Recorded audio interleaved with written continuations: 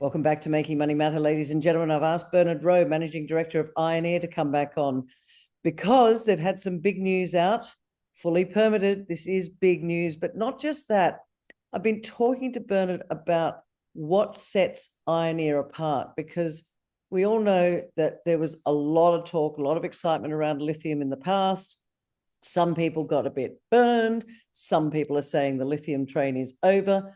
But I really would like to talk with Bernard today, not just about the latest news. And by the way, it was the election a couple of days ago, so it's quite a week. This is a lithium-boron project in Nevada, in the United States, and we all know Mr. Trump is going to start putting tariffs on imports, but these guys are in the US, so that's number one. The ASX code is INR.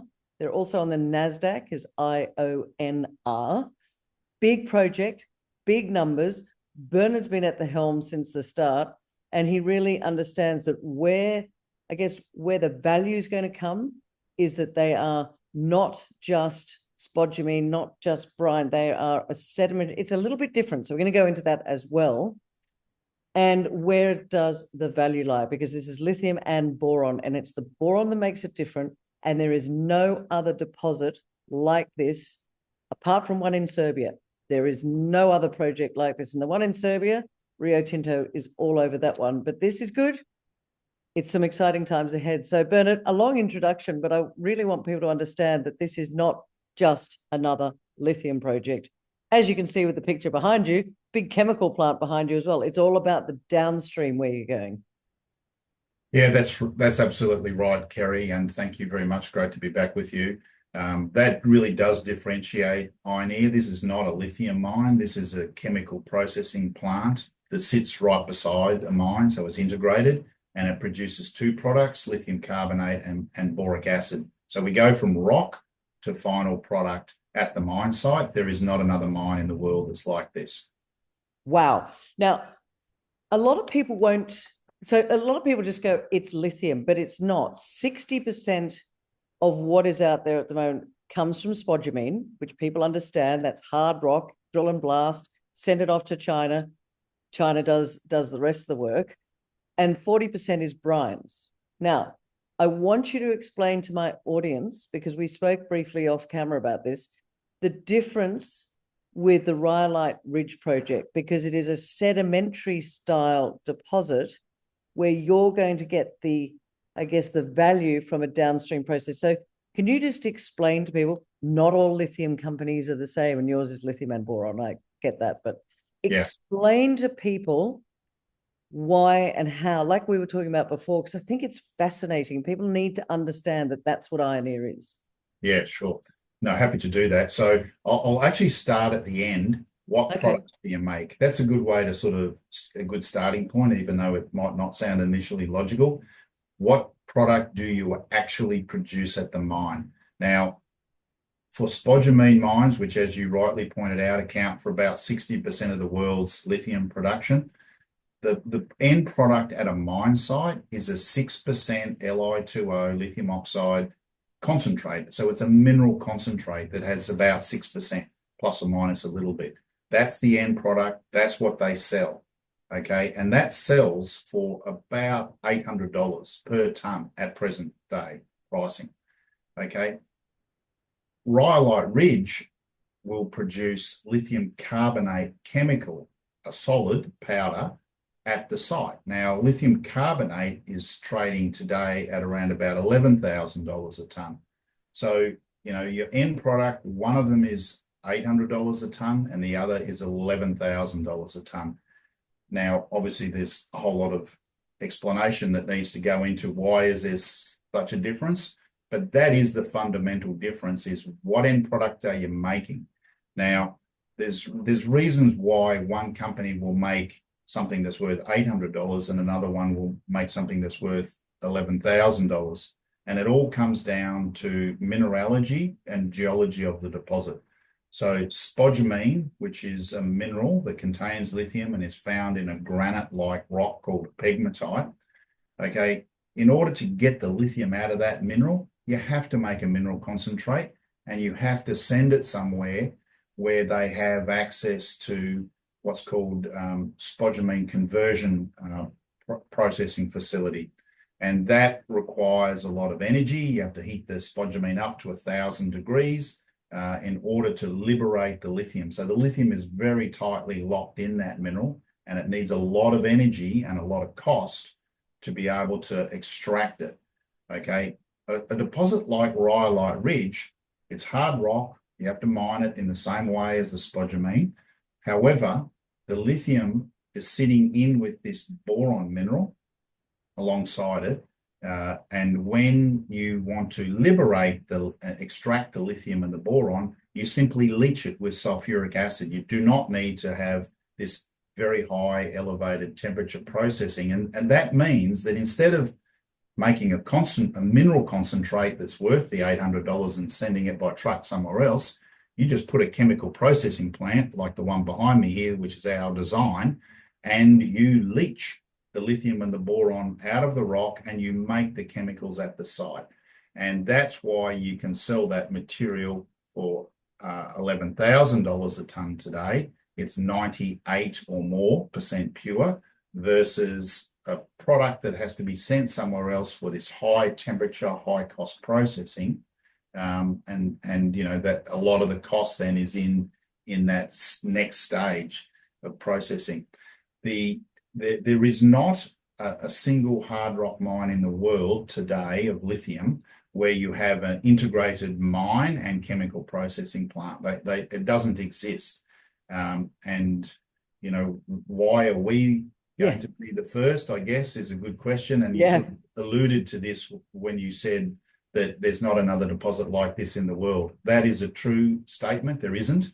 The closest thing to it, as you rightly pointed out, from a geology perspective, it is Jadar in Serbia. And they, incidentally, are both lithium and boron deposits. And so these are very unusual, very rare, very unique types of deposits. And it's just fortunate for us that, you know, this type of deposit allows you to extract the lithium and the boron from the rock using known technology. Acid leaching is used in the copper industry around the world, so it's no new technology. And once we've got the lithium and the boron into solution, okay, then we just use a very well-known chemical process called evaporation and crystallization. Evaporation to remove the water, crystallization to turn the lithium and the boron and the other elements that are in the solution, we drop them out as crystals. So that's crystallization. And that's the process that we do. And that allows us to make the high value chemicals, two of them, lithium carbonate and boric acid, at the mine site.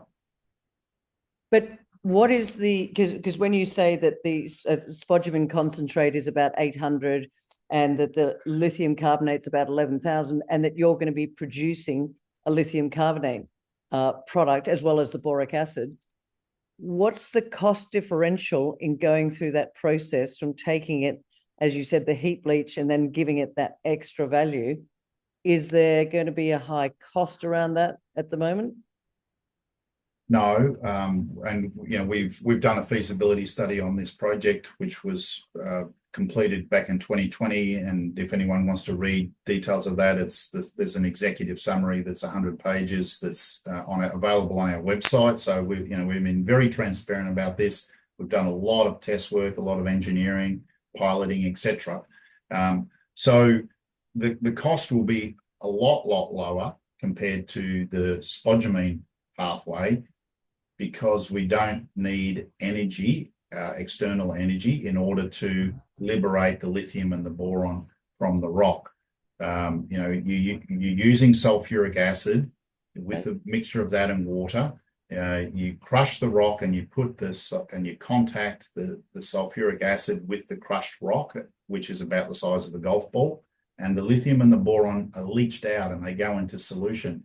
There's negligible energy requirements in order to do that. And in fact, this project generates its own electricity, its own energy, because it has an integrated sulfuric acid plant. So when you convert sulfur to sulfuric acid, which we then use for the leaching, that generates heat, which we can use to generate steam.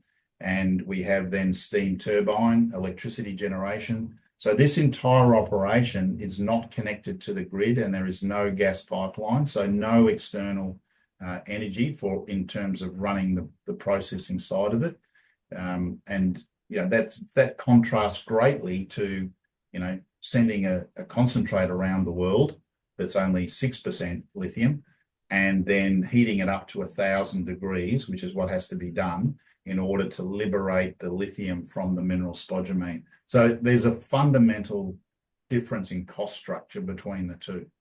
Well, there's not only a fundamental difference in cost structure, most of that goes to China. And I've got to bring this up, Bernard.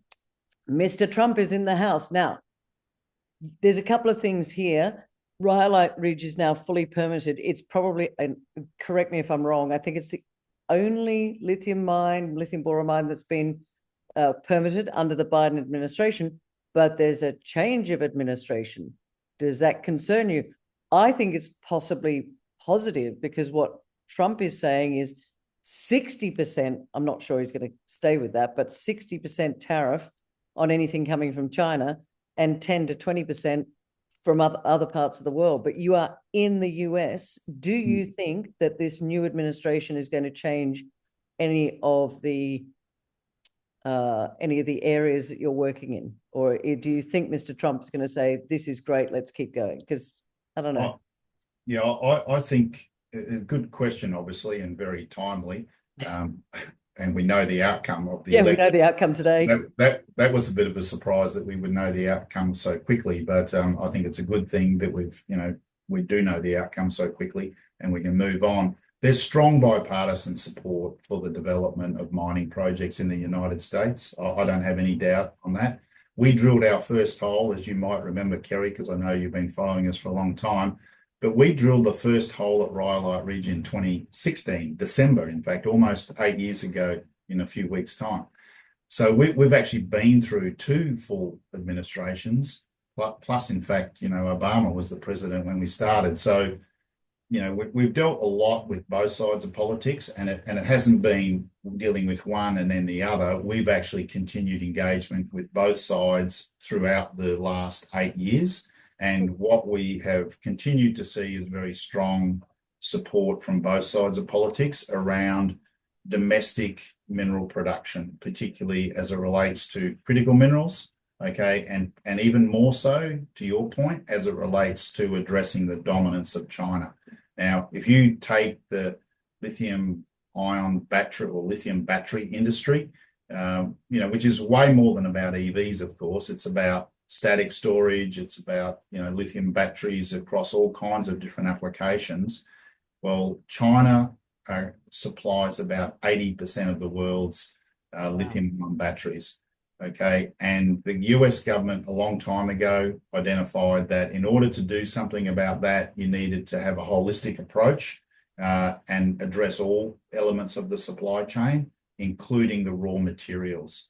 So, we're going to be, regardless of who's in the White House, we're going to be very much the centerpiece of, I think, the start of this, development of, or build out, if you like, of a domestic supply chain around, critical minerals, full stop.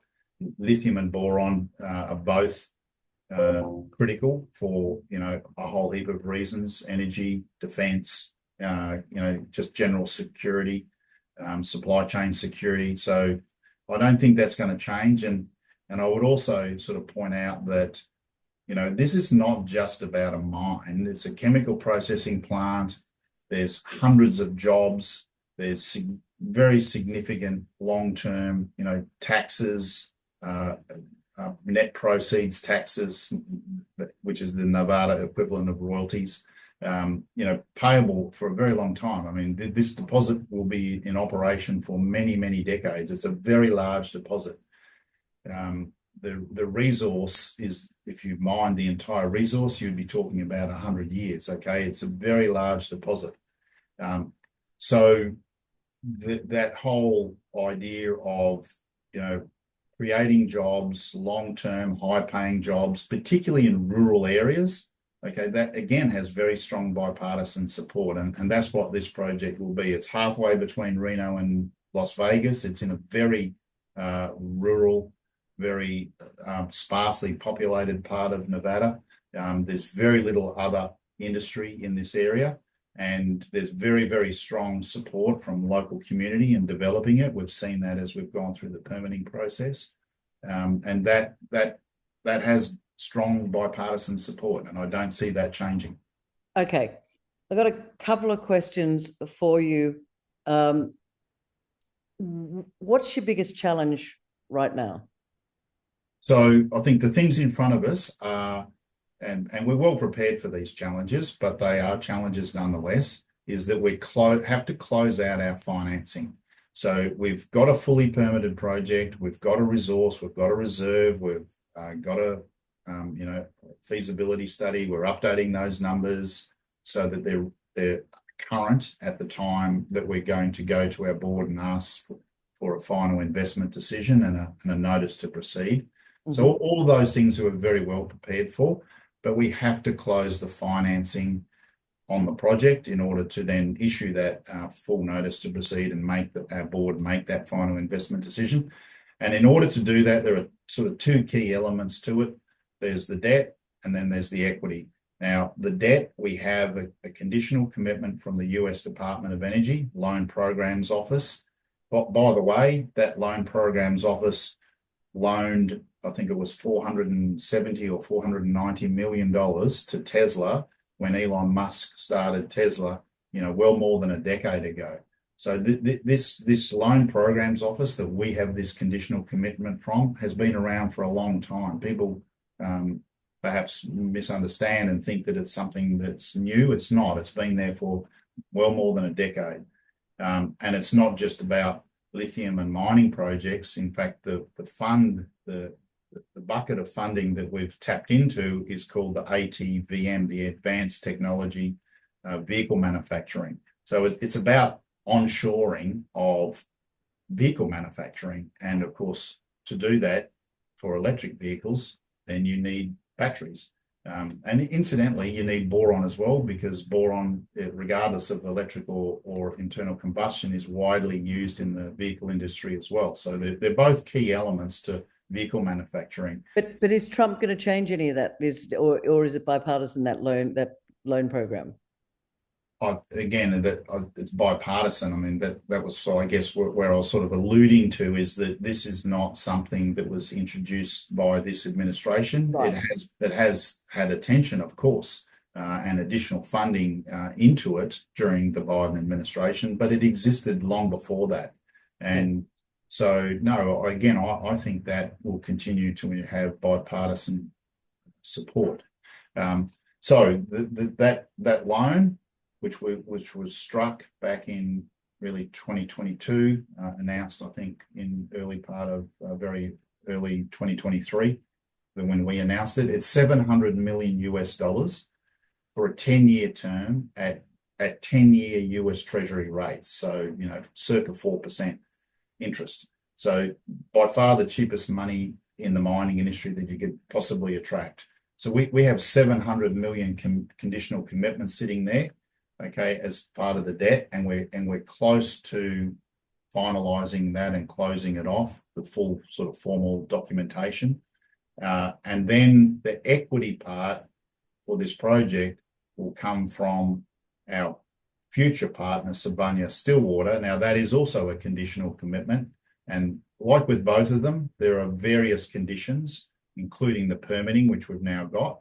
So, but there are others. And so for Sibanye to become our joint venture partner, what has to happen is that Ioneer contributes the project into the joint venture company, and Sibanye contributes $490 million US into that JV co. So then that JV co has 700 in debt and 490 in cash, 1.2 billion. And that's the sort of the cornerstone to the financing of this project. Will the capital requirement be more than 1.2 billion? Yes, and we've said that publicly, it will be. Okay, but both of those buckets are potential for us to increase the amount of funding. So the debt could be increased, and we're in discussions around that. And similarly, the equity, the the joint venture between Ioneer and Sibanye will be a 50-50 joint venture. So any additional equity requirement through the JV company would be split between the two partners. They're both conditional, but we're working, and I guess coming back to your question about hurdles in front of us, we're working very, very hard to close both of those off in the coming weeks and months. Oh, okay. So that's imminent. That's not sort of years down the track. That's imminent. No, that's over the next few months. Okay. And I said weeks deliberately. I mean, some of it's going to fall out over the next coming weeks, and then I think over the coming couple of months. Let's just say everything happens in the way you want it to happen. What I'm looking for is two things. One, when are you going to go into production? And is that going to change the game for shareholder value? I guess it always does, but how confident are you, and when is it going to happen? So what we've said, with the permitting completed and now closing both the debt and the equity that I just described, that will put us in a position to make or take the project to our board for a final investment decision. And we're expecting to be able to do that in the early part of next year. And assuming that a positive outcome from all of that, then we would be needing approximately 6 months to sort of ramp up and prepare for actually being out in the field and starting construction. You can't just go out there the next day, obviously, particularly with a project like this. For one thing, we need to order some long lead items, and we need to finish some of or putting in place some of the contracts relating to the construction. We've got many of them in place, and they just need what's called a full notice to proceed. So they've been sort of staged in two parts. The first part was just a sort of the preparatory work that's under contract, and then we have the second part, which is the full notice to proceed part of the contract. So we have to execute those. We have to order the long lead time items, and then we have to get the people and the equipment necessary in place. That you put all that together, that takes 6 months. Okay, so really, we're talking about a target timing of around about the middle of next year to start construction in the field. We've already started, but it'll be the planning part of it. So in the field, targeting middle of next year. It'll take 30 months to build. It's a big project. It's this big. It's not the mine, it's the chemical processing plant. Yeah. It will take time, and 30 months is our estimate on that, which would mean that would take us through until the end of 2027. So first production targeted for 2028.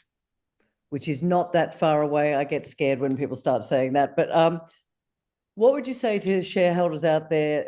Some people are turning around and saying, yeah, lithium, it's all over. And I think we said right at the start that this is very different because of that downstream value.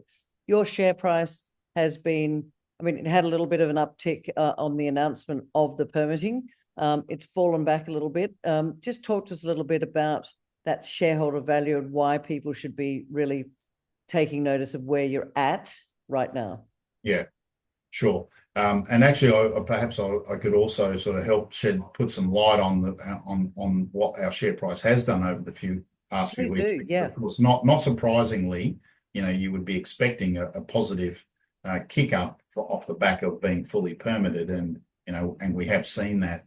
However, at exactly the same time as we were getting that permit, in the month leading up to it, we were also a candidate to be re-included in the Lithium Global X ETF. Now, we were successful, so we got re-included into that ETF. So, and I think there was only hang on a second, a lithium ETF. I never even knew there was a lithium ETF. Yes, well, there is, and if you put in the ticker code LIT, then that's the code for the lithium ETF. Now, when that was rebalanced just 10 or so days ago, there were only two companies that went back into it, and we were one of them. And so there was a lot of buying in the lead up to our re-inclusion in that, because the market sees that that's a possibility. Our value of our company has increased significantly. I think we we were the best performing lithium company on the ASX in the first 9 or so months of the year. So we were definitely a candidate, and investors knew that.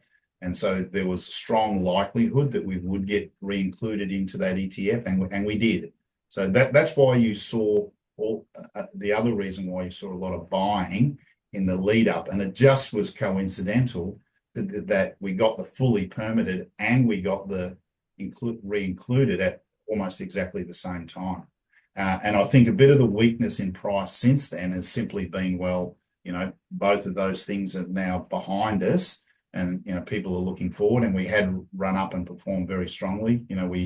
We more than doubled in share price over a couple of months period. So we performed very well, but I think that's part of it. And then the other part of it is, again, that the lithium price continues to be fairly volatile, and lithium stocks continue to be fairly volatile.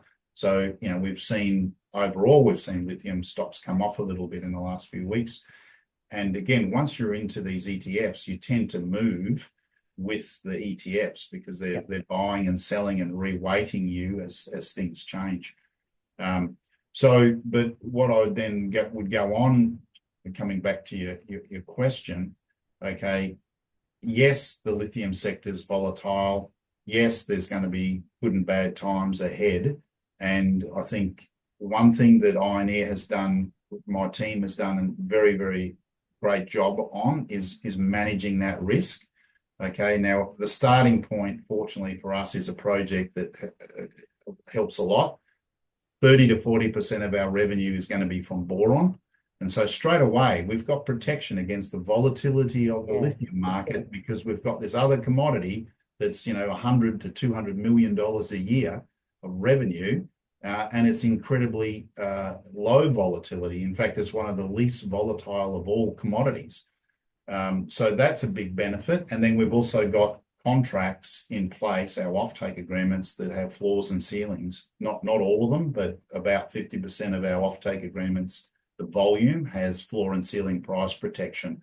So yes, it's going to continue to be volatile, but also yes, the world's going to continue to need a lot of lithium, and the US, I think that's a very important part of our story is the fact that it's boron, it's in the US, and it's chemical processes, so processing to make refined products. That's what differentiates this project and Ioneer from all others. It's those three things. Put them together, and it's a great story. The US is predicted to need about 1 million tons of lithium. And you can argue, is it 800,000? Is it 1.2 million? Is it 2030 or is it 2035? Or, and those numbers will continue to move around, no question. Okay. But the US today, 5,000 tons. That's what it produces of lithium, 5,000. And we're talking about, 400 to 500,000 tons over the next few years is what they're going to need. And we're talking about a number closer to 1 million by the mid-2030s. So that they have to build out domestic supply. It'll only be a portion of what they consume. But in my opinion, the US government will not, either side of politics, will not have a situation where it's solely reliant on another country for something that's so important for, the energy security and national security. National security as well. Well, look, I know that you've got to run off somewhere, so I just want to, have you got skin in the game, Bernard? Because I often say to people, look at management. Are they invested as well? I sure do. And I put my first money into Ioneer as a private company back in the very early 2000s, so 20 years ago. So not only have I got skin in the game, it's been there for a long time. Yes, I think I'm about the 5th largest shareholder of the company. So I've got plenty invested. I've put plenty of money in over the years. So I've participated in many of the capital raisings myself personally. And I have not taken anything off the table during that course of those years, other than to pay some tax liabilities, which have all been disclosed. But no, I'm very much in skin in the game. And I think we have a fantastic asset. as we've just talked today, what differentiates it is the United States and the ability to make that high value add downstream chemicals. Yep. That's what makes this so much different than all other hard rock mining type lithium deposits like we've discussed with spodumene. Fantastic. Well, it's been great to chat to you today, Bernard. Good luck as you come into that final investment decision, and make sure you keep in touch with myself and all of our beautiful community out there. Ladies and gentlemen, if you enjoyed this, please like, share, and subscribe, and come back and we'll have Bernard again when that final investment decision comes up. As I said at the start, ASX code is INR, NASDAQ, IONR. Bernard, all the best, and we'll talk to you again soon. Thanks so much. Thank you very much, Kerry. Pleasure.